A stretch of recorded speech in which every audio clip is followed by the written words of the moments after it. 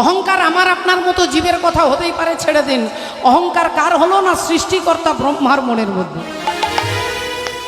সৃষ্টিকর্তা ব্রহ্মা মনে মনে ভাবলেন আমার কারখানাতে 56 কোটি জীব সৃষ্টি হয়, আমারই কারখানায় রাষ্ট্রপতি তৈরি হন, আমারই কারখানাতে প্রধানমন্ত্রী তৈরি হন, আমারই কারখানায় মুখ্যমন্ত্রী তৈরি হন, ডাক্তার তৈরি হয়, নেতা তৈরি হয়, কীর্তনিয়া, সমস্ত জীব আমি তৈরি করি, সৃষ্টিকর্তা ব্রহ্মা আমি।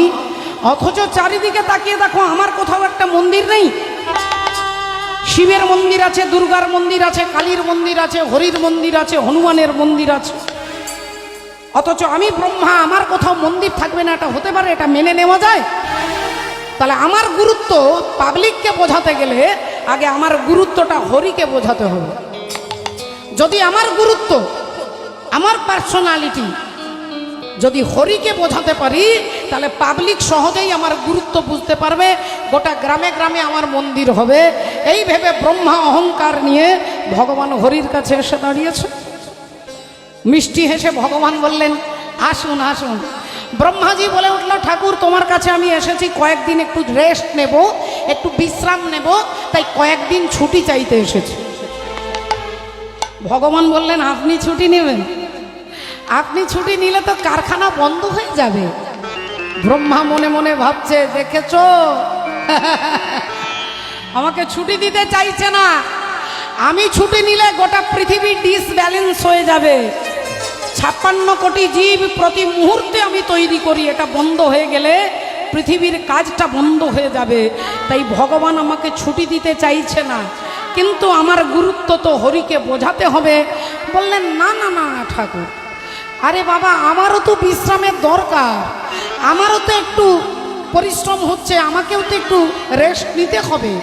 অন্তর্যামী ভগবান বুঝতে পেরে গেছেন যে কি জন্য ছুটি চাইতে এসেছে।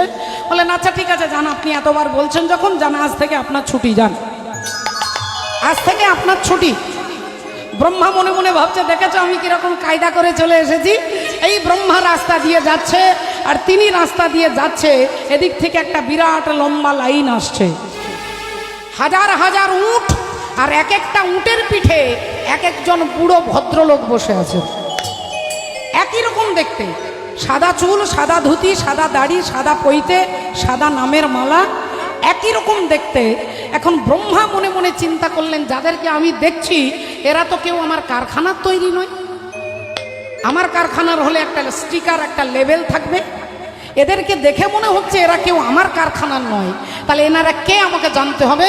ব্রহ্মা অমনি এরকম করে দাঁড়িয়েছে, দাঁড়ান একটু দাঁড়ান।